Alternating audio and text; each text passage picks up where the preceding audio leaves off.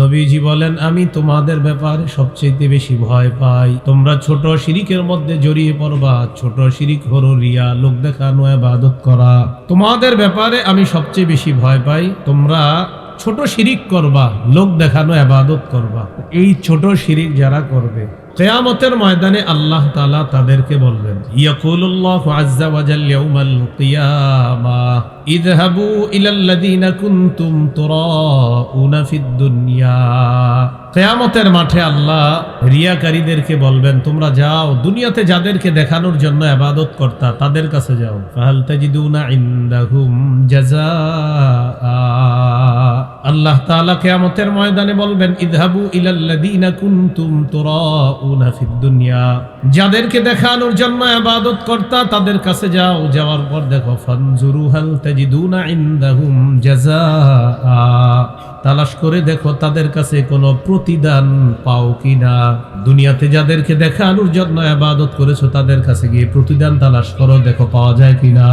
আমি আল্লাহর জন্য যদি ইবাদত করতাম, প্রতিদান আমি আল্লাহ দিয়ে দিতাম। যাদেরকে দেখানোর জন্য ইবাদত করেছিলাম তাদের কাছে যাও, দেখো কোনো প্রতিদান পাওয়া যায় কিনা। নাউজুবিল্লাহ। রিয়াকারীদেরকে আল্লাহ বলবেন, যাদেরকে দেখানোর জন্য ইবাদত করেছো দুনিয়াতে যাও, তাদের কাছে যাও, গিয়ে দেখো তাদের কাছে কোনো প্রতিদান তোমরা পাও কিনা। আল্লাহ আমাদেরকে লোক দেখানো ইবাদত থেকে হেফাজত করেন। লোক দেখানো ইবাদতটাকে গোপন শিরিকও বলে। সহিহ ইবনে খুজাইমা হাদিসের কিতাব, এই কিতাবের 2 নম্বর খণ্ড 140 নম্বর পৃষ্ঠা। খরাজান নবী সাল্লাল্লাহু আলাইহি ওয়াসাল্লাম, নবীজি বের হয়ে আসছে আমাদের উদ্দেশ্যে। আল্লাহ নবী বললেন, আইয়ুহান নাস ইয়াকুম ওয়া শিরকাস সারাইর। নবীজি বলেন, তোমরা গোপন শিরিক থেকে বাঁচো। ক্বালু ওয়া মা শিরকুস সারাইর ইয়া রাসূলুল্লাহ। সাহাবীগণ জানতে চাইলেন, ইয়া রাসূলুল্লাহ, গোপন শিরিক কাকে বলে আপনার কাছে জানতে চাই। ফাকালা রাসূলুল্লাহ সাল্লাল্লাহু আলাইহি ওয়াসাল্লাম, নবীজি বললেন, ইয়াকুমুর রাজুলু ফায়ুসাল্লি ফায়ুযায়্যিনু সালাতাহু জাহিদান লিমা ইয়ারা মিন নাযরিন নাসি ইলাইহি। কোন ব্যক্তি নামাজে দাঁড়ায়, দাঁড়ানোর পর নামাজটা সে যথেষ্ট সুন্দর করে, এই নিয়তে মানুষ যেন তার নামাজ দেখে বলে, বাবা কি সুন্দর নামাজ। নবীজি বলেন, এটা হলো গোপন শিরিক। নাউজুবিল্লাহ। এক সাহাবী প্রশ্ন করলেন, ইয়া রাসূলুল্লাহ, কোন ব্যক্তি যদি আল্লাহকে খুশি করার জন্য ইবাদত করে, নামাজ পড়ে, মানুষ যদি তার ইবাদতের প্রশংসা করে, এটাও কি গোপন শিরিক? আপনি নামাজ পড়ছেন আল্লাহকে খুশি করার জন্য, মানুষ প্রশংসা করছে, এটা কি গোপন শিরিক হবে? فقال رسول الله صلى الله عليه وسلم تلك عاجل بشرى المؤمن। নবীজি বলেন, কেউ যদি আল্লাহকে খুশি করার জন্য ইবাদত করে, মানুষ যদি তার ইবাদতের প্রশংসা করে, এটা গোপন শিরিক হবে না। এটা হলো আল্লাহর পক্ষ থেকে মুমিনের জন্য দুনিয়াতে নগদ সুসংবাদ। আচ্ছা, সুবহানাল্লাহ তো বলছেন, আগে বুঝছেন নি সেটা কোন? একটা হলো মানুষকে দেখানোর জন্য করলে গোপন শিরিক, ছোট শিরিক। আর একটা আল্লাহকে খুশি করার জন্য করছে, কিন্তু মানুষ প্রশংসা করছে, তাহলে এটা হবে সুসংবাদ। বলেন, এটা কি হবে? সুসংবাদ। আল্লাহ আমাদেরকে লোক দেখানো ইবাদত আর আল্লাহকে খুশি করার ইবাদত, দুইটার মধ্যে পার্থক্য করে শুধু আল্লাহর জন্য ইবাদত করার তৌফিক দান করেন। আমিন। তাহলে সূরা বনী ইসরাঈলের 23 নম্বর আয়াতে চূড়ান্ত ফয়সালা কয়টা? 2টা। 1 নম্বর, ইবাদত শুধু কার হবে? আল্লাহ। আল্লাহ হবে। এবার আমার সাথে একটু বলেন, গোপন শিরিক। গোপন শিরিক, লোক দেখানো ইবাদত করা, লোক দেখানো ইবাদত করা দাজ্জালের চেয়ে বড় ভয়ঙ্কর ফিতনা। দাজ্জালের চেয়ে বড় ভয়ঙ্কর ফিতনা। লোক দেখানো ইবাদত করা, এটা দাজ্জালের চেয়ে বড় ভয়ঙ্কর ফিতনা। হাদিসের কিতাব সহিহুত তারগীব, এই কিতাবে 30 নম্বর হাদিস। قال رسول الله صلى الله عليه وسلم, সাহাবীদেরকে আল্লাহর নবী এসে দেখলেন তারা দাজ্জাল সম্পর্কে আলোচনা করতেছে। সাহাবীরা দাজ্জাল সম্পর্কে আলোচনা করতেছে। নবীজি সাহাবীদেরকে বললেন, তোমরা কিসের ব্যাপারে আলোচনা করো? সাহাবীরা বললেন, হুজুর, দাজ্জাল সম্পর্কে আমরা আলোচনা করতেছি। জাবের রাদিয়াল্লাহু তাআলা আনহু বলেন, খরাজা আলাইনা নবী সাল্লাল্লাহু আলাইহি ওয়াসাল্লাম ওয়া নাহনু নাতাযাকারুদ দাজ্জাল। রাসূলুল্লাহ সাল্লাল্লাহু আলাইহি সাল্লাম বের হয়ে আমাদের কাছে আসলেন, দেখলেন আমরা দাজ্জাল সম্পর্কে আলোচনা করি। فقال رسول الله صلى الله عليه وسلم ألا أخبركم بما هو أخوف عليكم عندي من المسيح الدجال। নবীজি বলেন, আমি কি তোমাদেরকে বলবো না এমন একটা ভয়ঙ্কর বিষয় যে বিষয়টা আমি দাজ্জালের চাইতেও বেশি ভয় পাই। নবীজি বলেন, দাজ্জালের চাইতেও তোমাদের ব্যাপারে একটা জিনিস আমি বেশি ভয় পাই।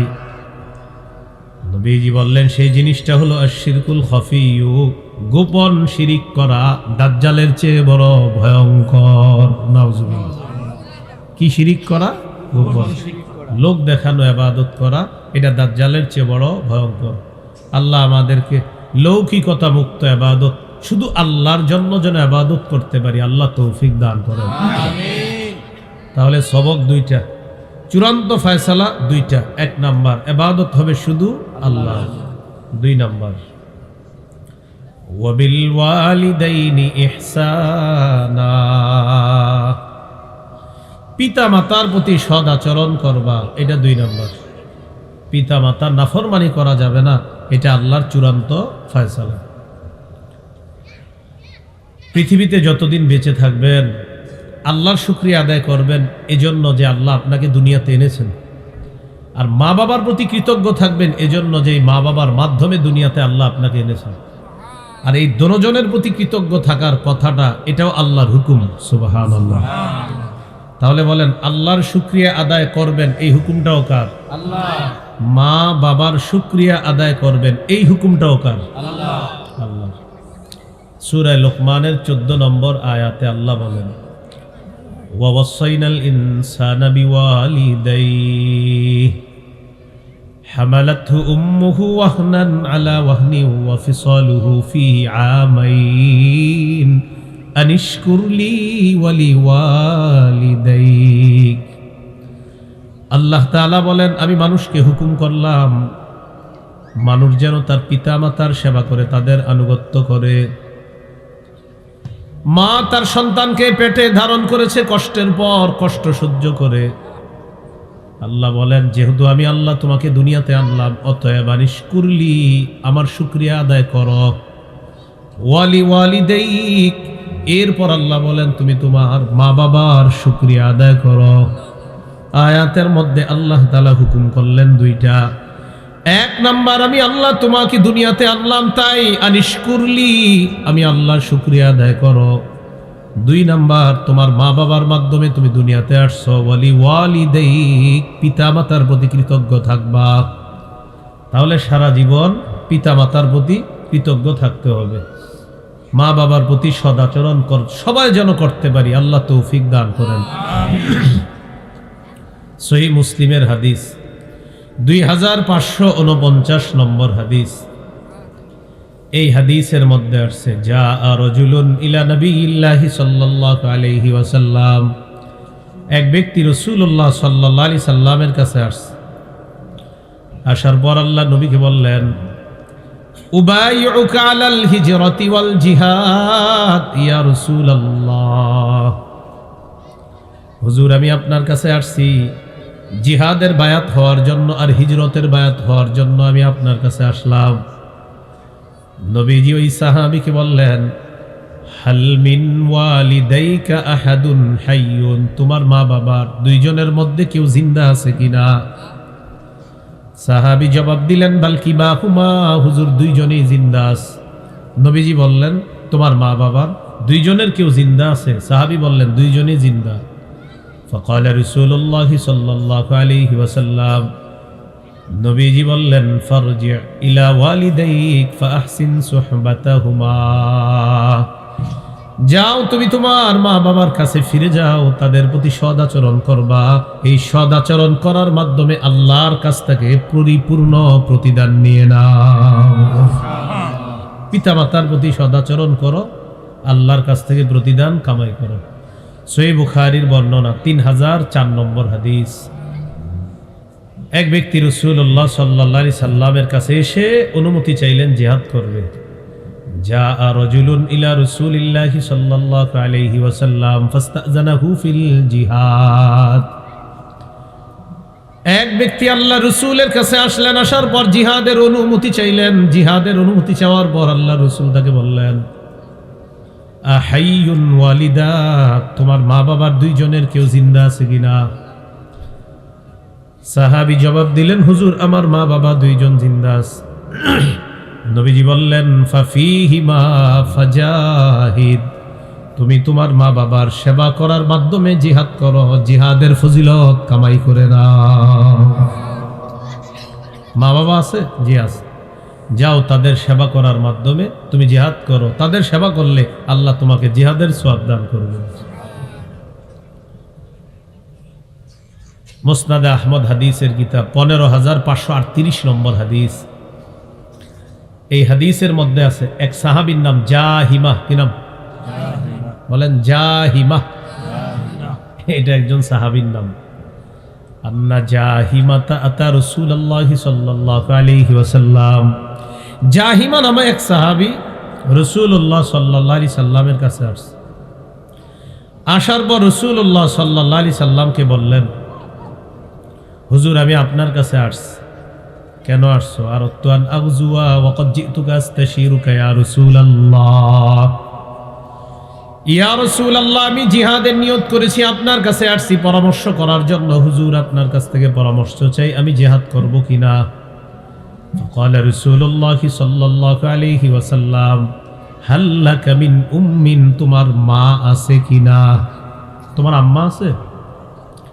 সাহাবী বললেন, জি হুজুর আমার আম্মা আছে। ফাকালা রাসূলুল্লাহ সাল্লাল্লাহু আলাইহি ওয়াসাল্লাম, ইলজামহা ফাইন্নাল জান্নাতা তাহতা রিজলাইহা। তুমি তোমার মায়ের সেবা এটা আবশ্যক করে নাও, জান্নাত মায়ের দুই পায়ের নিচে। তুমি তোমার মায়ের সেবা আবশ্যক করে নাও, জান্নাত তাহতা রিজলাইহা, তার দুই পায়ের নিচে জান্নাত। অন্য হাদিসে আসছে ফালজামহা, তুমি তোমার মায়ের সেবা আবশ্যক করে নাও, ফাসাম্মাল জান্নাহ, সেখানেই তোমার জান্নাত। তাহলে পিতা মাতার প্রতি সদ আচরণ করতে যেন আমরা সবাই পারি, আল্লাহ তৌফিক দান করেন।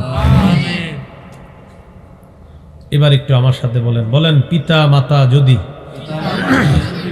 নাফরমানির কথা বলে, ভদ্রতার সাথে তাদের এই কথা প্রত্যাখ্যান করতে হবে। উগ্র আচরণ করা যাবে না।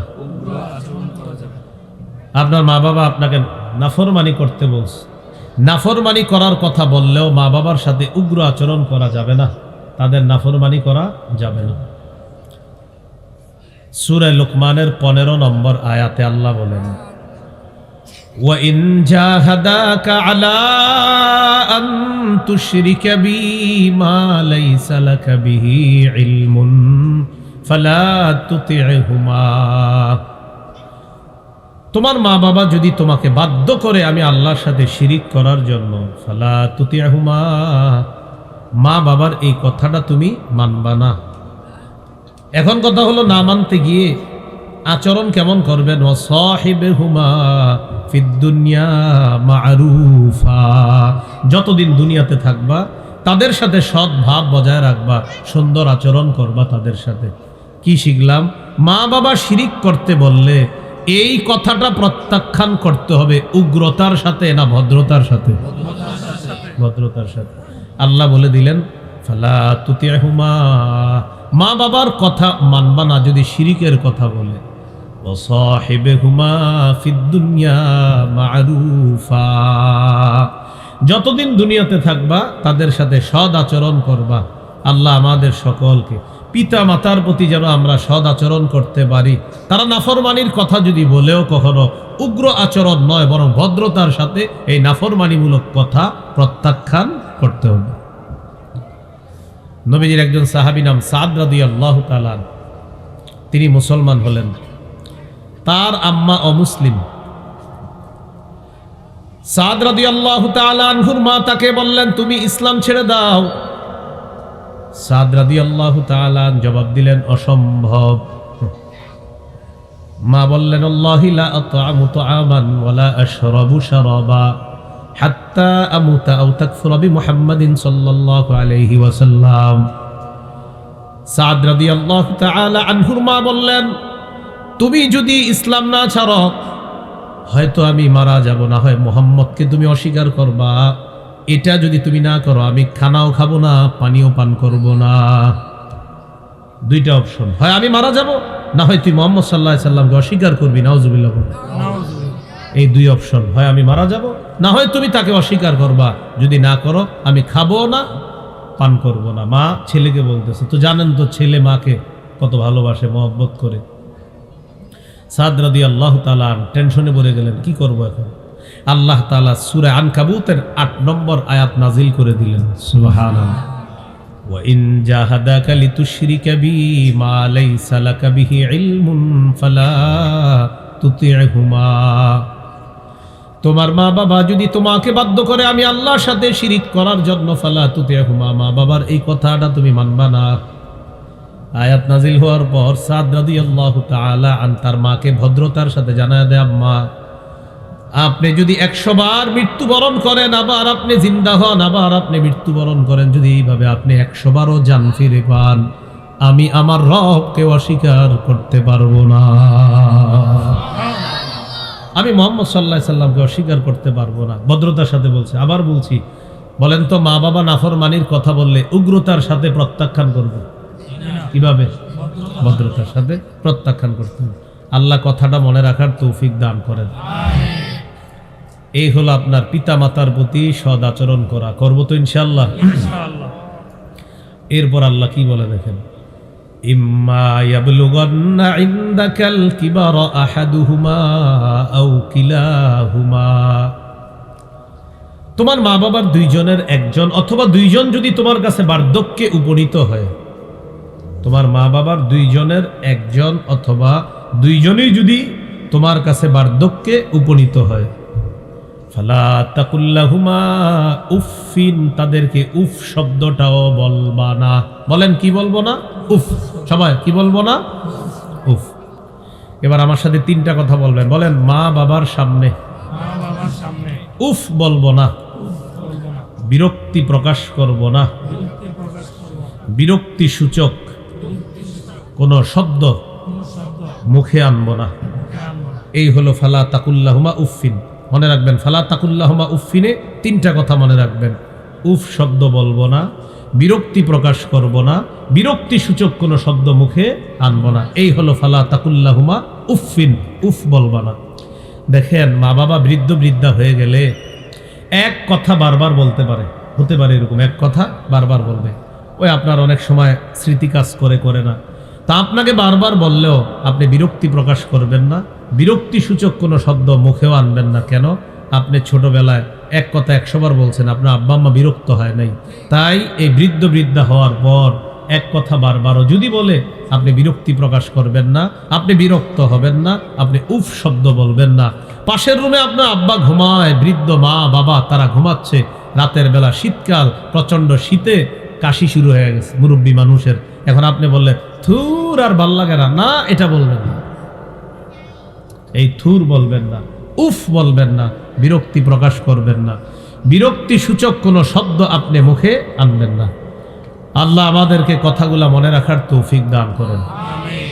সহিহ মুসলিমের হাদিস 2551 নম্বর হাদিস, 2551 নম্বর হাদিস। এই হাদিসের মধ্যে আছে, قال رسول الله صلى الله عليه وسلم رغم أنفه ثم رغم أنفه ثم رغم أنفه। কয়বার বলছে? 3 বার। রগিমা আনফু, সুম্মা রগিমা আনফু, সুম্মা রগিমা আনফু। এই আনফুটা ব্যাকরণগতভাবে এটাকে বলা হয় মুজফ। কি বলা হয়? তো মুজফের জন্য মুজফ ইলাই লাগে। মুজফ ইলাইটা নবী বলেন নাই। আচ্ছা, যাই হোক, একটা কিছু আর কি আপনারা সামনে যারা আছেন, হ্যাঁ মনে করেন মানে আনফু বলছে, তো আনফুর সাথে আরেকটা কিছু বলা দরকার, নবী সেটা বলেন নাই। এটা বুঝছেন নি আপনারা? তাহলে বাক্য কি সমাপ্ত না অসমাপ্ত? অসমাপ্ত। নবীজি বললেন রগিমা আনফু, সুম্মা রগিমা আনফু, সুম্মা রগিমা আনফু। এবার একটু অনুবাদ করি আমার সাথে, সবাই মিলেমিশে করি, চলেন বলেন। ওই ব্যক্তির নাক ধুলোয় দূষরিত হোক, ওই ব্যক্তির নাক ধুলোয় দূষরিত হোক, ওই ব্যক্তির নাক ধুলোয় দূষরিত হোক। তাহলে ওই ব্যক্তি বললে তো ঠিক আছে, যে এখানে নবী বলছে রগিমা আনফু, রগিমা আনফু, রগিমা আনফু, নাক ধুলোয় দূষরিত হোক, নাক ধুলোয় দূষরিত হোক, নাক ধুলোয় দূষরিত হোক। এটা নবীজি কয়বার বললেন? 3 বার। তো এটা হলো শাব্দিক অনুবাদ। মূল অনুবাদটা হলো ওই ব্যক্তি হতভাগা। নাউজুবিল্লাহ পড়েন। রগিমা আনফু হতভাগা, রগিমা আনফু হতভাগা, রগিমা আনফু হতভাগা। সাহাবায়ে কেরাম বললেন, হুজুর কার নাক ধুলোয় দূষরিত হবে? কে হতভাগা, কে হতভাগা, কে হতভাগা? মানে হতভাগাকে এটা না বইলা নবী শুধু বলতেছে হতভাগা, হতভাগা, হতভাগা। নাক ধুলোয় দূষরিত হোক, নাক ধুলোয় দূষরিত হোক, নাক ধুলোয় দূষরিত হোক, মানে সে ধ্বংস হোক। সাহাবীরা অবাক, হুজুর কে? তখন নবীজি বললেন, মান আদরাকা আবাওয়াইহি ইনদাহু আল কিবার ফালাম ইয়াদখুলিল জান্নাহ। তোমাদের মধ্যে ওই ব্যক্তি, যেই ব্যক্তির কাছে তার মা বাবা বার্ধক্যে পৌঁছে গিয়েছে, বৃদ্ধ বৃদ্ধা হয়েছে, এই বৃদ্ধ বৃদ্ধা মা বাবার সেবা করার মাধ্যমে যে ব্যক্তি জান্নাতে যেতে পারলো না, সে হতভাগা, সে হতভাগা, সে হতভাগা। কি বললেন? যার কাছে তার মা বাবা বার্ধক্যে পৌঁছে গিয়েছে, এরপরেও এই মা বাবার সেবা করার মাধ্যমে যে জান্নাতে যেতে পারে নাই, সে দুর্ভাগা, সে হতভাগা, সে হতভাগা। বলি নাউজুবিল্লাহ। তাহলে বৃদ্ধাশ্রমে রেখে আসা যাবে? আল্লাহ আমাদেরকে এই সমস্ত চিন্তা থেকেও হেফাজত করেন। শ্রেষ্ঠ সম্পদ বান্দার মধ্যে কে? মা বাবা। মনে থাকবে তো ইনশাআল্লাহ? তাহলে এই হলো ফালা তাকুল্লাহুমা উফিন। বার্ধক্যে পৌঁছে গেলে উফ শব্দ বলবা না। উফের মধ্যে মোট 3টা কথা বলছি। উফ বলবো না, বিরক্তি প্রকাশ করব না, বিরক্তি সূচক কোনো শব্দ মুখে আনব না। এরপরে আল্লাহ বলেন, ওয়ালা তানহারহুমা, তাদেরকে ধমক দিও না, মা বাবাকে ধমক দিও না। অনেক সন্তান আছে মা বাবাকে ধমক তো দেয়, পাশাপাশি মা বাবাকে অভিশাপ দেয়। এত মানুষ মরে, তুমি কেন মরো না? মা বাবারে বলে, এত মানুষ মরে, তুমি কেন মরো না? মানে বাবা মা একটু বৃদ্ধ হয়েছে তো হয়তো একটু কথা বেশি বলছে, 2-1টা, তো কয় এত মানুষ মরে, এ মরতে পারে না, এরকম বলে মা বাবার অভিশাপ দিয়ে দেয়, ধমক দেয়। সহিহ মুসলিমের হাদিস, 1978 নম্বর হাদিস, 1978 নম্বর হাদিস, মাদ্রাসার পাঠ্যপুস্তক অনুসারে। আর আপনাদের পকেটের যে উস্তাদটা আছে ওই অনুযায়ী 5018 নম্বর হাদিস। আর মাদ্রাসা পাঠ্যপুস্তক অনুসারে 1978 নম্বর হাদিস। আপনারা মোবাইলে অনেকে হাদিসের অ্যাপস চালান, এ অনুযায়ী 5018, যদিও আপনাদেরটা আন্তর্জাতিকভাবে ফলো করা হয় না, মাদ্রাসারটা পুরা ওয়ার্ল্ডে ফলো করা হয়। এরপরে বোনাস হিসাবে বলে দিলাম, অনেকে আবার মিলায় যেন সহজে পেয়ে যান। তো এই হাদিসের মধ্যে আছে, ক্বালা রাসূলুল্লাহ সাল্লাল্লাহু আলাইহি ওয়াসাল্লাম, নবীজি বলেন, লানাল্লাহু মান লানা ওয়ালিদা, যেই ব্যক্তি তার মা বাবাকে অভিশাপ দেয়, আল্লাহ তাকে অভিশাপ দেয়। এক অংশ আমি, আরেক অংশ আপনারা। মা বাবাকে যে অভিশাপ দেয় তাকে কে অভিশাপ দেয়? আল্লাহ। মাশাআল্লাহ। আবার মা বাবাকে যে অভিশাপ দেয় তাকে কে অভিশাপ দেয়? আল্লাহ। এরপর নবী বলেন, ওয়া লানাল্লাহু মান যাবাহা লিগাইরিল্লাহ, যে ব্যক্তি আল্লাহ ছাড়া অন্যের নামে পশু জবাই করে তার উপর আল্লাহর অভিশাপ। 3 নাম্বার, লানাল্লাহু মান আওয়া মুহদিসা, যে ব্যক্তি কোনো বেদাতীকে আশ্রয় দেয় তার উপর আল্লাহর অভিশাপ। আপনারা অনেক বেদাতীকে এমন চেয়ারের মধ্যে বসায় দেন, আর চেয়ারের মধ্যে বৈশা বেদাত সাপ্লাই করে আর মানুষকে নাচায় গাওয়ায়। সকালবেলা বলেন, কালকে একটা হুজুর আইছে রে, 1 ঘন্টা শুধু নাচাইছে আমগরে। এই যে কোনো বেদাতীকে আপনারা আশ্রয় দিয়ে দিলেন, সুযোগ করে দিলেন। নবীজি বলেন, কোন ব্যক্তি যদি বেদাতীকে আশ্রয় দেয়, প্রশ্রয় দেয়, তার উপর আল্লাহর অভিশাপ। তার উপর কার অভিশাপ? আল্লাহর অভিশাপ। 4 নাম্বার, ওয়ালা আনাল্লাহ মান গায়্যারা মানারাল আরদ, যে ব্যক্তি জমিনের নিশানা পরিবর্তন করে দেয় তার উপর আল্লাহর অভিশাপ। বলেন, জমিনের নিশানা পরিবর্তন যে করে তার উপর অভিশাপ কার? আল্লাহ। এই যে জমিনের নিশানা ছিল, এটা এতটুকু মালিকানা ছিল আপনার, হঠাৎ এখানে চলেছে, এখানে ছিল, এখানে তখন জিজ্ঞাসা করে কেউ আপনার তো জমি এতটুকু, কয় এতটুকু হলো মালিকানা, এটা কয় পাওয়ার। এটা কি কতদিন? কয় যতদিন আছে। আবার আবার পাওয়ার নাই, তখন এখানে পাওয়ার, এখানে পাওয়ার নাই, এখানে। নবীজি বলেন লানাল্লাহু মান গায়্যারা মানারাল আরদ, জমিনের নিশানা যে পরিবর্তন করে দেয় তার উপর আল্লাহর অভিশাপ। নাউজুবিল্লাহ। এটা দ্বারা উদ্দেশ্য হলো আরেকজনের জমিন যদি আত্মসাৎ করেন, সম্পদ আত্মসাৎ করেন, আপনার উপর আল্লাহর অভিশাপ। দুই পাশে দুইজনের জমিন ছিল, এক পাশে হাজী সাহেবের জমিন আর এক পাশে কাজী সাহেবের জমিন, মাঝখানে এই বড় আইল ছিল। আইল চিকুন হইতে হইতে এরকম হয়ে গেছে। আর ঘটনা কি এরকম হইল কেন? আমরা এই সেটারে চিকুন করছি নাকি? হ্যাঁ, নাকি দুই পাশের জমির মালিকরাই করছে? হ্যাঁ, এক বিগত পরিমাণ যদি করেন, কয় বিগত? এক বিগত। কিয়ামতের মাঠে 7 তবক জমিন গলায় ঝুলিয়ে দেওয়া হবে।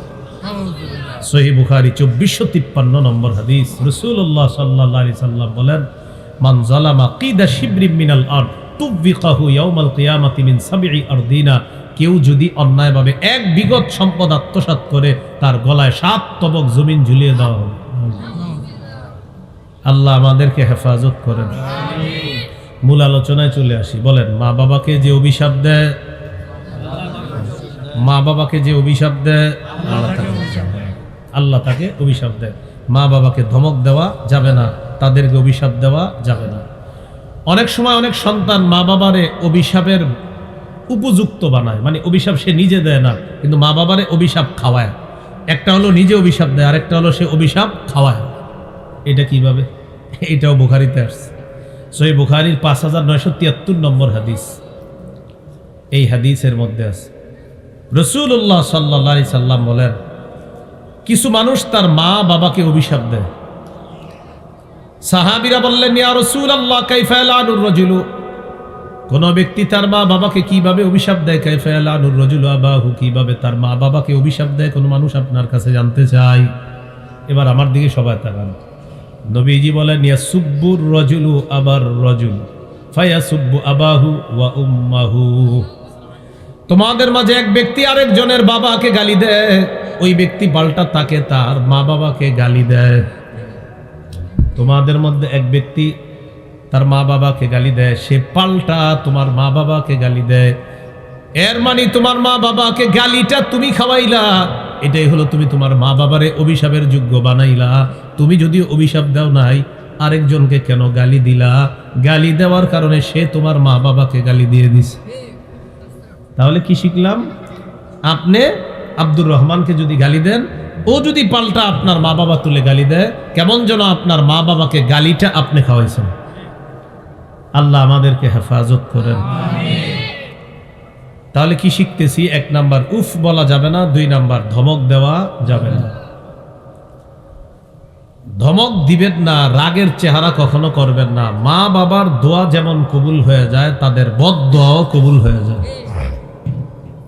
আবু দাউদের হাদিস 1536 নম্বর হাদিস। ক্বালা রাসূলুল্লাহ সাল্লাল্লাহু আলাইহি ওয়াসাল্লাম, সালাসু দাওয়াতিন মুস্তাজাবাত, আল্লাহ নবী বলেন 3টা দোয়া কবুল হয়ে যায়। বলেন কয়টা? 3টা দোয়া কবুল হয়ে যায়। 1 নাম্বার দাওয়াতুল ওয়ালিদ, মা বাবার দোয়া কবুল হয়ে যায়। 2 নাম্বার দাওয়াতুল মুসাফির, মুসাফিরের দোয়া কবুল হয়ে যায়। 3 নাম্বার ওয়া দাওয়াতুল মাজলুম, মাজলুমের দোয়া কবুল হয়ে যায়। মা বাবার দোয়া কবুল হয়ে যায়, মুসাফিরের দোয়া কবুল হয়ে যায়। 3 নাম্বার মাজলুমের দোয়া কবুল হয়ে যায়। মুহাদ্দিসিনে কেরাম বলেন, মা বাবার দোয়া যেমন কবুল হয়, তাদের বদদোয়া কবুল হয়ে যায়। বলি নাউযুবিল্লাহ। তাহলে তাদের সামনে রাগ প্রকাশ করব না, চেহারার মধ্যে রাগ রাগ ভাব কখনো আনবো না। আল্লাহ আমাদেরকে হেফাজত করেন। তাহলে মা বাবা বার্ধক্যে পৌঁছে গেলে তাদেরকে উফ বলবা না, তাদেরকে ধমক দিবা না। 3 নাম্বার, আল্লাহ বলেন, কুল্লাহুমা কাউলান কারীমা, তাদের সাথে ভদ্রভাবে কথা বলবা।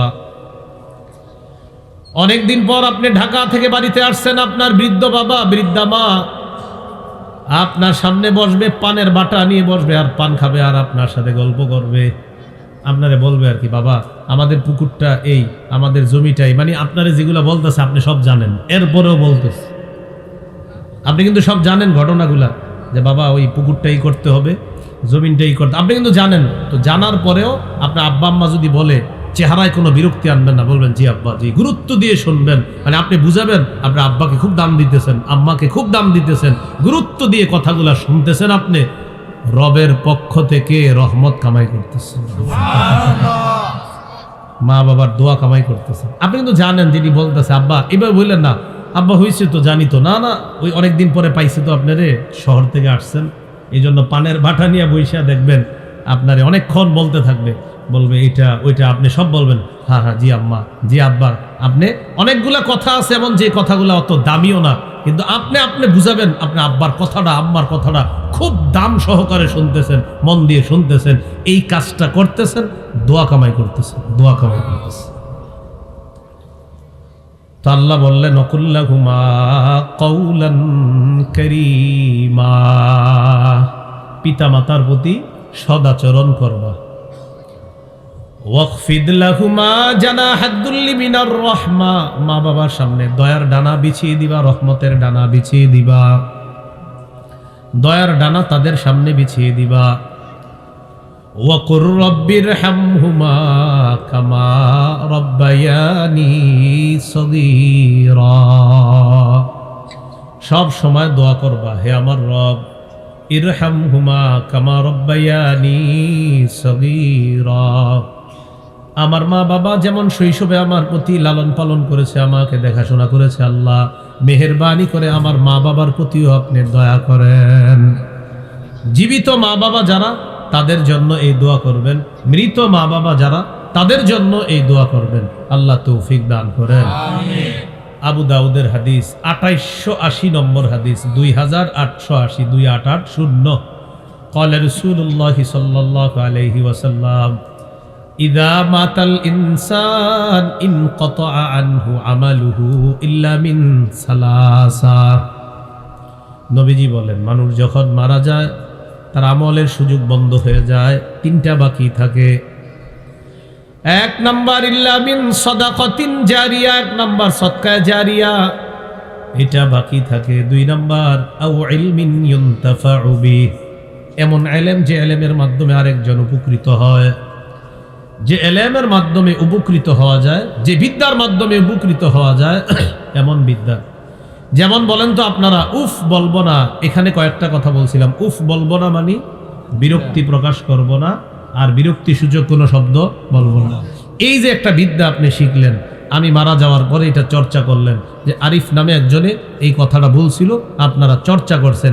এই চর্চা করার পর কোনো ব্যক্তি যদি তার মা বাবার সাথে এই কথাটা শুই না, সেও তার মা বাবার সাথে ভালো আচরণ করে, ওই আচরণের সওয়াবটা আল্লাহ আমার কবরেও পৌঁছায় দেবে। তাহলে দুই নাম্বার এমন এলেম যে এলেমের মাধ্যমে উপকৃত হওয়া যায়। শাইখুল হাদিস আল্লামা আজিজুল হক রহমতুল্লাহ আলাইহি, শাইখুল হাদিস মাওলানা মোহাম্মদ মামুনুল হক দামাত বারকাতুহুমের আব্বা শাইখুল হাদিস আল্লামা আজিজুল হক রহমতুল্লাহ আলাইহি, হযরতের শুধু হাজার হাজার ছাত্র আছে যারা শাইখুল হাদিস, হযরতের হাজার হাজার ছাত্র যারা শাইখুল হাদিস। এর মধ্যে অনেক শাইখুল হাদিস মারা গেছে, মানে হযরতের ছাত্র শাইখুল হাদিস অনেকে মারা গেছে, আর হাজার হাজার শাইখুল হাদিস এখনো জিন্দা আছে, হুজুরের ছাত্র। আর মুফতি আছে, মুহাদ্দিস তো আছে, অন্যান্য ক্লাসে আছে, ইমাম আছে, খতিব আছে, কিন্তু ওনার শাইখুল হাদিস ছাত্র আছে হাজার হাজার। তো বুঝেন এবার যেই পরিমাণ বিদ্যা ওই শাইখুল হাদিস মুফতি মুহাদ্দিসরা বিতরণ করতেছে, এই সওয়াবের অংশ ওই শাইখুল হাদিস আল্লামা আজিজুল হক রাহমাতুল্লাহ আলাইহির কবরে আল্লাহ পৌঁছায় দেবেন। আও ইলমিন ইউনতাফাউ বিহি। তিন নাম্বার আওয়ালাদিন সলিহিন ইয়াদউ লা, এমন একজন নেককার সন্তান রেখে যাওয়া, যেই সন্তান তার মা বাবার জন্য দোয়া করবে আর বলবে রব্বিরহামহুমা কামা রব্বায়ানি সগীরা। যাদের মা বাবা দুইজনের একজন মৃত অথবা দুইজন মৃত, তারা একটু দোয়া করেন এই মুহূর্তে আমার সাথে, বলেন আল্লাহ আমার মাকে মাফ করে দেন, বাবাকে মাফ করে দেন, বাবা মাকে মাফ করে দেন। যারা যারা আমার সাথে দোয়া করছেন তাদের মা বাবা যদি মৃত থাকে আর আপনার আব্বা আম্মা যদি নেককার হয়, তাদের জান্নাতে এই মুহূর্তে আল্লাহ একটা মর্যাদা বাড়ায় দিবেন।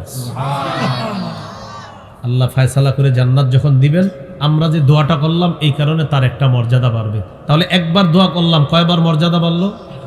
এবার ভাবেন আপনি 100 বার দোয়া করলে 100 বার মর্যাদা বাড়বে। দলিল মুসনাদে আহমদ 10,618 নম্বর হাদিস।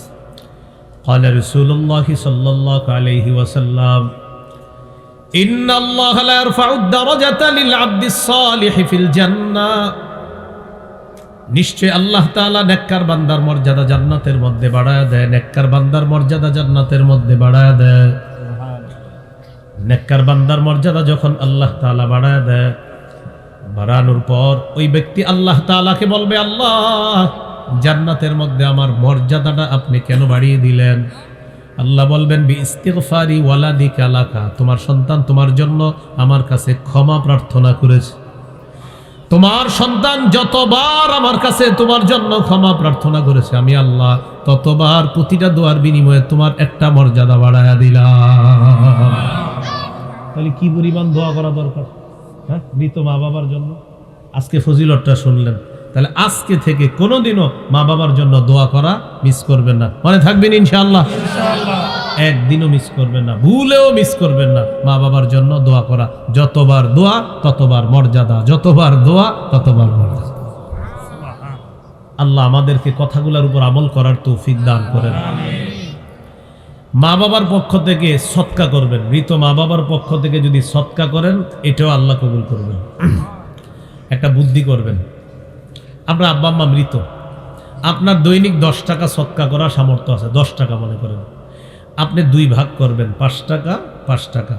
আপনি এই নিয়তে সদকা করবেন, আল্লাহ 5 টাকা আমার পক্ষ থেকে আর 5 টাকা আমার মৃত বাবা বা মৃত মা বা মৃত মা বাবার পক্ষ থেকে সদকা করলাম। তাহলে একটা নিজের পক্ষ থেকে আপনি আরেক 5 টাকা করলেন মৃত মা বাবার পক্ষ থেকে।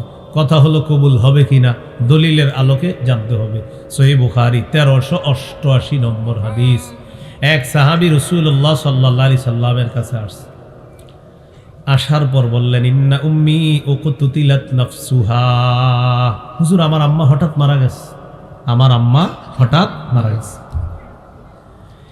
ইয়া রাসূলুল্লাহ আযুন্নুহা লাউ তাকাল্লামাত তাসাদ্দাকাত, আমার বিশ্বাস আমার মা যদি কথা বলতে পারতেন, জীবিত থাকতেন, তাহলে আমার আম্মা সদকা করতেন। হুজুর আম্মা হঠাৎ মারা গেছে, আমার বিশ্বাস আম্মা যদি একটু কথা বলতে পারতেন তাহলে বলতেন মনে হয় আমাকে, বাবা তুই একটু সদকা কর। হুজুর এখন আপনার কাছে আমি জানতে চাই, ফাহাল্লাহা আজরুন ইন তাসাদদাকতু আনহা, আমি যদি আমার মৃত মায়ের পক্ষ থেকে সদকা করি এই সদকা কবুল হবে কিনা? নবীজি বললেন অবশ্যই কবুল হবে। সুবহানাল্লাহ। তাহলে আজকে থেকে দানটা পার্থক্য করে ফেলেন। আপনার সামর্থ্য আছে 4 টাকা দান করার, 2 টাকা নিজের পক্ষ থেকে, 2 টাকা মৃত মা বাবার পক্ষ থেকে। আল্লাহ আমাদেরকে এইভাবে আমল করার তৌফিক দান করেন। তাহলে কি শিখলাম? 1 নাম্বার উফ বলবা না, 2 নাম্বার ধমক দিবা না, 3 নাম্বার ভদ্রভাবে কথা বলবা, 4 নাম্বার তাদের সামনে নম্র আচরণের মাধ্যমে বিনয়ী হবা, দয়ার ডানা বিছিয়ে দিবা, 5 নাম্বার তাদের জন্য দোয়া করবা, রব্বির হামহুমা কামা রব্বায়ানি সগীরা। এইগুলো 24 নম্বর আয়াত সূরা বানী ইসরাঈলের 25 নম্বর আয়াত। আল্লাহ বলেন, রব্বুকুম আ'লামু বিমা ফি নুফুসিকুম, তোমাদের মনে কি আছে তোমাদের রব অধিক অবগত, তোমাদের মনের খবর সম্পর্কে তোমাদের রব অধিক অবগত। মানুষ হিসাবে যদি তোমাদের কিছু ভুল ভ্রান্তি হয়ে থাকে, আমি আল্লাহ তো জানি তোমার মনটা কত ভালো। সুবহানাল্লাহ। মানে আপনি মানুষ হিসাবে হয়তো 2-1টা ভুল হয়ে যায় মুখ দিয়ে, কিন্তু আল্লাহ জানেন আপনার মনটা কত ফ্রেশ, এটা আল্লাহ জানে। অনেক সময় আমরা দেখবেন বলি, ভাই লোকটা রাগী হইল মনটা ভালো, বলি না এরকম যে লোকটা রাগ কিন্তু মনটা খুব ভালো, এরকম অনেক সময় আমরা বলি। যেমন মুফতি ফজলুল হক আমিনী রহমতুল্লাহ আলাইহি, হুজুরের আলোচনা আপনারা যারা শুনছেন বা হুজুরের মানসিক বাহ্যিক রূপ দেখে মনে হবে হুজুর খুব রাগী মানুষ, হুজুরের কাছাকাছি যারা থাকে যারা ছিল, যারা দেখেছে, তারা বুঝতে পারছে যে হুজুর আসলে কতটা মায়া দয়া হুজুরের মধ্যে ছিল। তো দূর থেকে মনে হইতো কি বাবা রে খুব রাগী, কারণ এক কথায় পুরো দেশ কাইপা যেত, বুঝেন না, সব লড়াই ফেলতো এক কথা। তো এরকম আপনার অনেক সময় আমরা মানুষ হিসাবে অনেক সময় আমাদের মধ্যে আমাদের মুখ দিয়ে হইতে পারে মা বাবার সামনে কোনো এমন শব্দ এসে যেতে পারে যেটা আসলে আমি বলতে চাইনি, বের হয়ে গেছে। তা আল্লাহ বলেন এরকম হয়ে গেলে কি করবা? রব্বুকুম আ'লামু বিমা ফি নুফুসিকুম, তোমাদের মনের ব্যাপারটা তোমাদের রব জানে। জীবিত যদি থাকে তাদের কাছে ক্ষমা চেয়ে নিবেন। আব্বা সেদিন আপনার সাথে আমি একটু জোরে কথা বলছি, আব্বা আপনি আমারে মাফ করে দিয়েন। আব্বা আপনার সাথে ওই দিন আমি একটু জোরে কথা বলে ফেলছি, আপনি আমাকে মাফ করে দিন। আর যদি জীবিত না থাকে বেশি বেশি তওবা করবেন। আল্লাহ বলেন ইন তাকুনু সলিহিনা, যদি তোমরা নেককার হও, ফাইন্নাহু কানা লিল আওয়াবিনা গফুরা, অধিক তওবাকারী বান্দাদের জন্য আল্লাহ তাআলা ক্ষমাশীল দয়ালু। সুবহানাল্লাহ। তাহলে কি শিখলাম ভাই? বেশি বেশি তওবা করব। যদি মৃত থাকে মা বাবা, বলবো আল্লাহ আমার তো উদ্দেশ্য ছিল না মা বাবাকে কোনোদিন খারাপ করতে কিছু বলা, আল্লাহ একদিন আমি অনাকাঙ্ক্ষিতভাবে আমার মুখে একটু কথা এসে পড়ছে কেমন জানি, আল্লাহ আপনি তো জানেন আমি আমার মা বাবাকে কত ভালোবাসি। তা আল্লাহ বলেন আমি তো জানি, রব্বুকুম তোমাদের রব আ'লামু অধিক অবগত, বিমা ওই জিনিস সম্পর্কে, ফি নুফুসিকুম যা তোমাদের অন্তরে আছে। এই গেল 25 নম্বর আয়াত। বলেন আমার সাথে, দিনের বেলা বাবার সাথে হাঁটলে পিছনে হাঁটবো, রাতের বেলা বাবার সাথে হাঁটলে সামনে হাঁটবো, যেন অন্ধকারে কোনো বিপদ আসলে আমার উপর আগে আসে, আমার বাবার উপর যেন না আসে। দিনের বেলা পিছনে হাঁটতে হবে, রাতের বেলা সামনে। এটা শিষ্টাচার, এটা ভদ্রতা। বলেন ওমর ইবনে জায়েদ, কি নাম? তাকে জিজ্ঞাসা করা হলো কাইফা বিররু ইবনিকা আবিকা, আপনার সন্তান আপনার সাথে কেমন আচরণ করে আপনার কাছে জানতে চাই। জবাব দিলেন মা মাশাইতু নাহারান ইল্লা ওয়া হুয়া খালফি, আমি যখন দিনের বেলা পথ চলি আমার সন্তান আমার পিছনে থাকে। ওয়ালা মাশাইতু লাইলান ইল্লা মাশা আমামি, আর যখন রাতের বেলা পথ চলি আমার সন্তান আমার সামনে চলে। দিনের বেলা চললে পিছনে চলে, রাতের বেলা চললে সামনে চলে। এরপর কি বলে দেখেন, ওয়ালা রাকিয়া সাকফান ওয়া আনা তাহতাহু, আমি নিচে আসি আর আমার সন্তান ছাদে উঠছে, এমনটা কখনো হয় নাই। আমি নিচে থাকলে আমার সন্তান কখনো ছাদেও উঠে না, ছাদে ওঠে না। বাবা নিচে, আমি কেমনে ছাদে উঠি? জন্য উঠে না। এটা গুনাহ হবে না? আপনার আব্বা নিচে থাকলে ছাদে উঠলে গুনাহ হবে না? ভদ্রতা, শিষ্টাচার। মানে বলতেছে আমার ছেলেটা আমারে এত, আমার প্রতি এতটা তার আনুগত্য, সে এতটা শিষ্টাচার রক্ষা করে আমার সামনে, আমি নিচে আসি, সে ছাদে ওঠে না কখনো। এজন্য যারা ঘর বানান, বাড়ি বানান, আপনার বাড়ির সবচেয়ে সুন্দর মনোরম পরিবেশওয়ালা, মনোরম পরিবেশ বান্ধব যে রুমটা হবে ওটা আপনার আব্বা আম্মাকে দিবে। আল্লাহ কথাগুলা মনে রাখার তৌফিক দান করেন। আবু হুরায়রা রাদিয়াল্লাহু তাআলা আনহু একদিন দেখেন এক ব্যক্তি আরেক ব্যক্তিকে বলে আচ্ছা তিনি কে? এক ব্যক্তি আরেক ব্যক্তিকে বলে তিনি কে? এক ব্যক্তি আরেক ব্যক্তিকে বলে তিনি কে? তো এই ব্যক্তি জবাব দিলেন তিনি আমার বাবা। আবু হুরায়রা রাদিয়াল্লাহু তাআলা আনহু বলেন এই শোনো শোনো, তিনটা কথা মনে রাখবা। কয়টা? তিনটা। লা তুসাম্মিহি বিসমিহি, তোমার বাপের নাম ধরে কখনো ডাকবা না। 2 নাম্বার, লা তামশিয়া মামা, তোমার বাবার সামনে কখনো পথ চলবা না। 3 নাম্বার, লা তাজলিস ক্বাবলা, তোমার বাবার আগে কখনো বসবা না। এরা বালেক সন্তান যারা তাদেরকে বলতেছে, মজলিসে আছেন বাবা আগে, আপনি পিছনে বসবেন। রাস্তায় পথ চলতেছেন দিনের বেলা, আপনি পিছনে, বাবা থাকবে সামনে। আর বললাম তো রাতের বেলা আপনি সামনে, বাবা থাকবে পিছনে। আল্লাহ আমাদেরকে এইভাবে ভদ্রতার সাথে মা বাবার অধিকার খুলে আমরা আদায় করার তৌফিক দান করেন।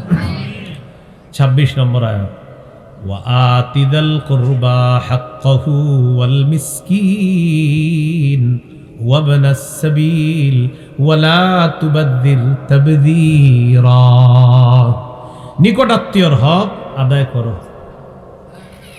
ওয়াল মিসকিনা, মিসকিনের হক আদায় করো। ওয়া ইবনাস সাবিল, মুসাফিরের হক আদায় করো। ওয়া লা তুবাদদির তাবযীরা, অপচয় করো না। কি করো না বলেন তো? বলেন তাবযীর, ইসরাফ, আবার তাবযীর, ইসরাফ, দুটি শব্দের অর্থই অপচয় করা। পার্থক্য হলো ভালো কাজে মাত্রাতিরিক্ত খরচ করা,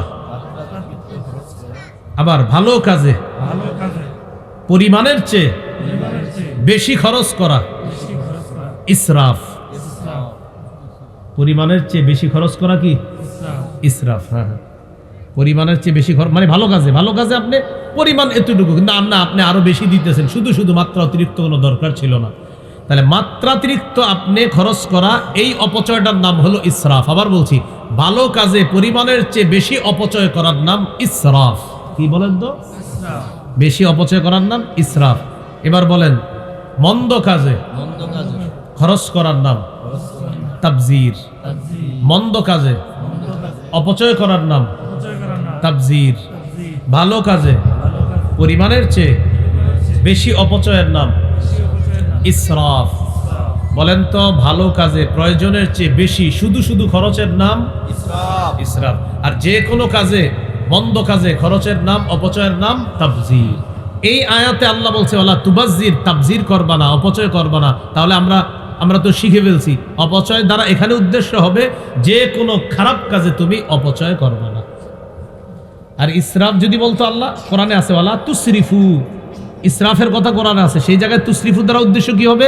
মাত্রা অতিরিক্ত বেশি খরচ করবা না। এই জন্য কোরআনে আছে কুলু, খাও, ওয়াশরাবু, পান করো। পরে আছে ওয়ালা তুসরিফু, অপচয় করো না। তো সেখানে অপচয় দ্বারা উদ্দেশ্য কি হবে? ভালো জিনিস বেশি খাওয়া, ঠিক আছে, তো আপনি এত বেশি খাইতেছেন, এই জন্য আল্লাহ বলছে অপচয় করো না। ভালো জিনিস মানে রমজান মাসে মানুষ কয় কি দলিল দেয়, আয়াত দেয়া, কয় হুজুর রমজানে নাকি যত মন চায় খামু, কয় দলিল কি? কয় কুলু ওয়াশরাবু। আল্লাহ বলছে খাও, পান করো। পরে যে আল্লাহ বলছে ওয়ালা তুসরিফু, এটা আর কয় না। আল্লাহ কি বলছে? খাও, পান করো। এরপরে বলছে ওয়ালা তুসরিফু, অপচয় করো না। আর আমরা শিখছি ভালো কাজে প্রয়োজনের বেশি খরচের নাম ইসরাফ, অপচয়।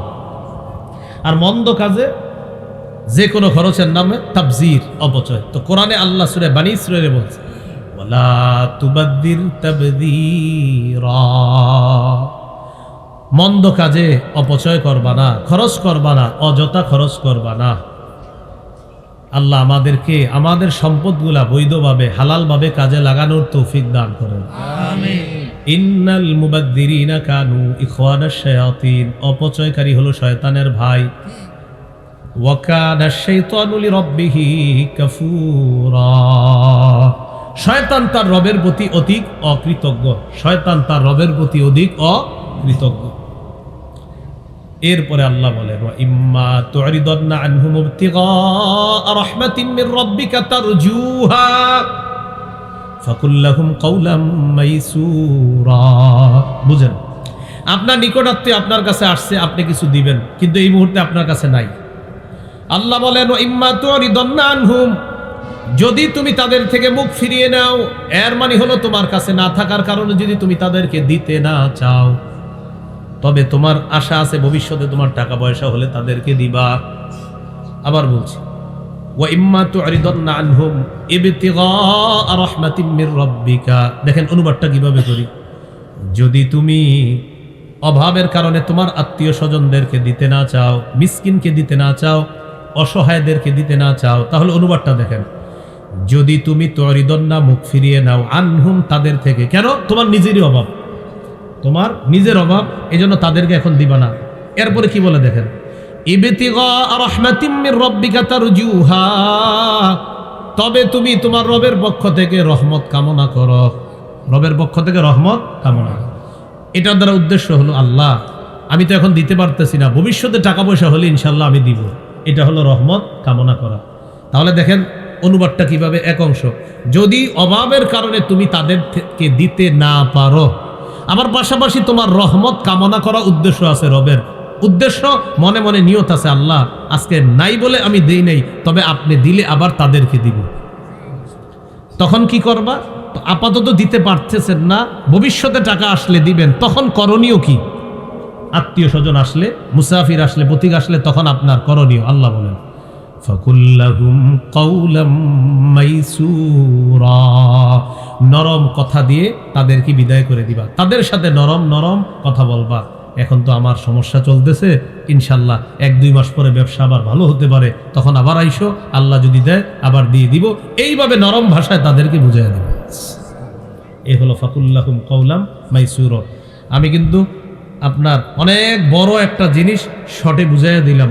যদি তুমি তাদের থেকে আপাতত মুখ ফিরিয়ে নিতে চাও, কাদের থেকে? আত্মীয়, মুসাফির, মিসকিন। কেন?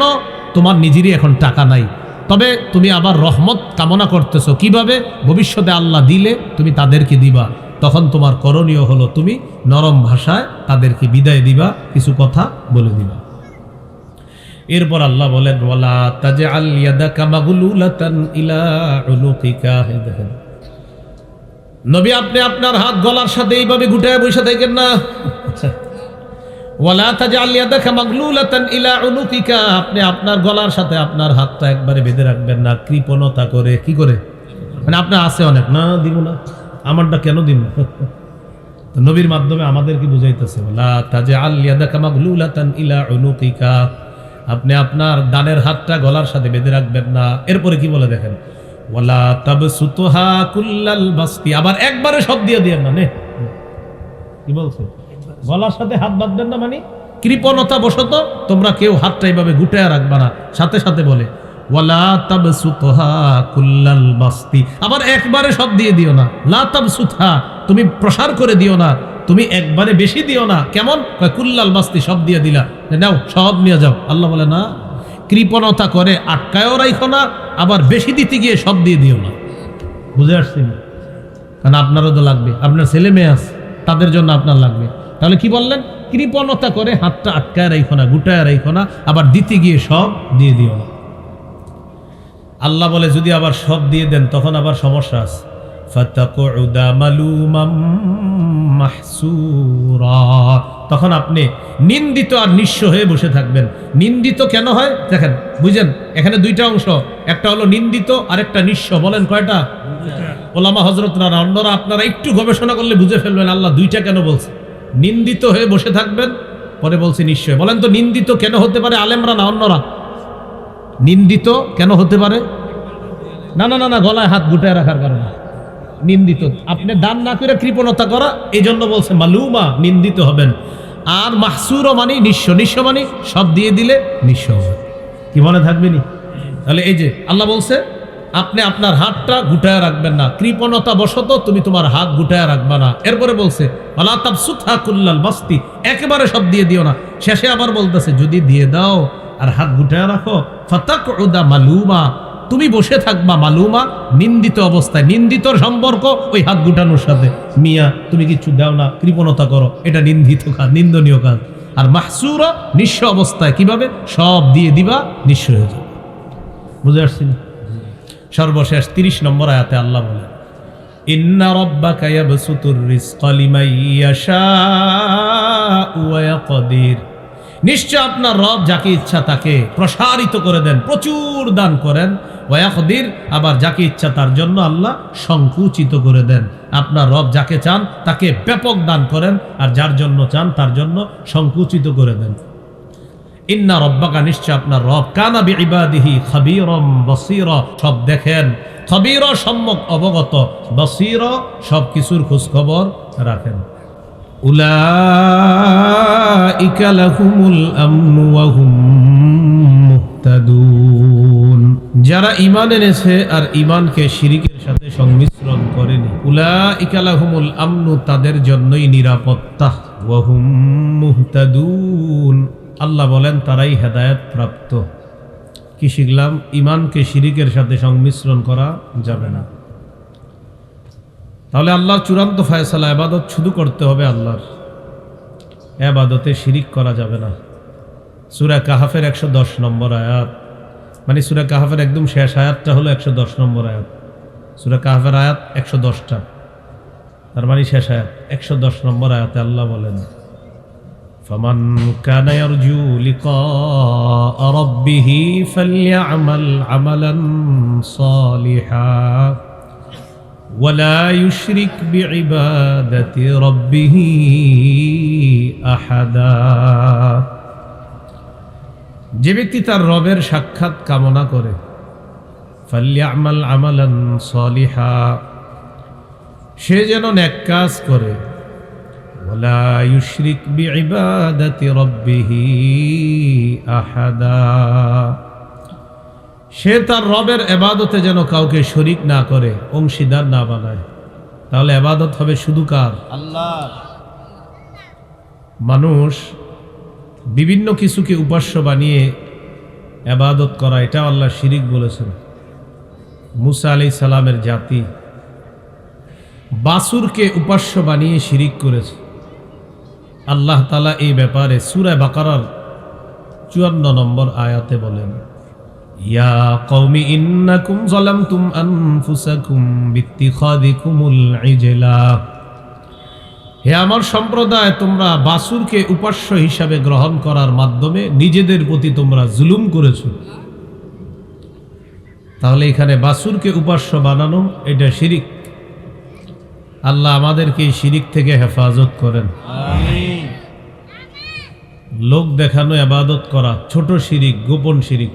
লোক দেখানো ইবাদত করা ছোট শিরিক, গোপন শিরিক। তাহলে এখান থেকে গুরুত্বপূর্ণ একটা শিক্ষা, আল্লাহর ইবাদতের ক্ষেত্রে বড় শিরিকও করা যাবে না, ছোট শিরিকও করা যাবে না, গোপন শিরিকও করা যাবে না। হাদিসের একটা কিতাব আছে বুলুগুল মারাম, এই কিতাবের 440 নম্বর হাদিস। قال رسول الله صلى الله عليه وسلم إن أخوف ما أخاف عليكم الشرك الأصغر الرياء। ইউটিউবার ভাইয়ারা কি ফতুয়া টতুয়া পড়া শুরু করছেন, সব খোলাখুলি শুরু করছেন। মাহফিল তো শুরু হইল মাত্র, মাহফিল শুরু হয়েছে না মাত্র, আলোচক সব রয়ে গেছে। আপনারা কিন্তু উঠাউটি করেন না, কেউ উঠাউটি করবেন না। এখানে নামাজ হবে, ঠিক না হুজুর? নামাজ হবে এখানে ইনশাল্লাহ। আপনারা আমার সাথে সাথে আবার ঢাকা চলে যান না কিন্তু, হ্যাঁ, এখানে থাকবেন। ইউটিউবাররা রেডি হইতেছে যে আপনি চলে যাবেন, পিছনে পিছনে আমরাও কিন্তু ছুটতেছি না। হুজুর এগুলা লক্ষ্য রাখবেন, এইটা যাতে না নয়, পুরো আপনি শিকল দিয়ে বাঁধবেন। কি দিয়ে বাঁধতে হবে? এটা শিকল দিয়ে বাঁধতে হবে। আল্লাহ আমাদের সকলকে, মনে আসেনি 23 নম্বর আয়াতে মৌলিক দুইটা কথা, চূড়ান্ত ফায়সালা দুইটা, আল্লাহ ছাড়া ইবাদত কারো করা যাবে না। 2 নম্বর, মা বাবার আনুগত্য করতে হবে। মা বাবা বৃদ্ধ বৃদ্ধা হয়ে গেলে এক উফ বলবা না, মানে তুমি বিরক্তি প্রকাশ করবা না, বিরক্তি সূচক শব্দ বলবা না, ধমক দিবা না, ভদ্রভাবে কথা বলবা, তাদের সামনে নম্র আচরণের মাধ্যমে তুমি বিনয়ী হবা। 5 নাম্বার, সব সময় তাদের জন্য দোয়া করবা। এই জায়গায় আমরা অনেকগুলা কথা শিখেছিলাম। এরপরেও যদি উল্টাপাল্টা হয়ে যায়, আল্লাহ বলেন বেশি বেশি তওবা করবা। এরপরে আল্লাহ বলেন নিকটাত্মীয়র হক আদায় করবা, মিসকিনের হক আদায় করবা, মুসাফিরের হক আদায় করবা। এগুলো আদায় করতে গিয়ে যদি তোমার নিজেরই টাকা পয়সা না থাকে, তখন তুমি কি করবা? তুমি তাদেরকে সুন্দর কথার মাধ্যমে বিদায় করে দিবা যে ইনশাল্লাহ আমি ভবিষ্যতে তোমাদেরকে দিব। আর নিজের হাতটা কৃপণতা করে গুটায় রাখবা না, রাখলে নিন্দিত হবা। আবার একবারে সব দিয়ে দিও না, দিয়ে দিলে নিঃস্ব হয়ে যাবে। মাশাআল্লাহ, তো আপনাদের মনে আছে, আল্লাহ যাকে ইচ্ছা তাকে প্রচুর দান করেন, যাকে ইচ্ছা তার জন্য সংকুচিত করে দেন। আল্লাহ আমাদের সকলকে যে কথাগুলো শুনলাম বললাম সবাই যেন আমল করতে পারে তৌফিক দান করেন। মিম্বরের আমানত যাদের লাগবে, প্রথম খণ্ডটা বিশেষ করে সংগ্রহ করার গাড়িতে আছে, যে খণ্ডগুলো আছে নিয়ে নেওয়ার চেষ্টা করেন। সবগুলা খণ্ড পড়াশোনা করবেন ইনশাআল্লাহ। মা বাবা সম্পর্কে আমার বয়ান যেইভাবে, কিতাবের লেখাগুলো এইভাবে, আলেম ওলামা সহ সর্বশ্রেণী যারা আছেন সবাই কিতাবগুলা সংগ্রহে রাখতে পারেন। আল্লাহ তৌফিক দান করেন। আমিন ওয়া আখিরু দাওয়ান। যারা কিতাব নেবেন গাড়িতে আছে, গাড়ির কাজ ভাঙেন না, গাড়ির কাজ ভাঙা যাবে না।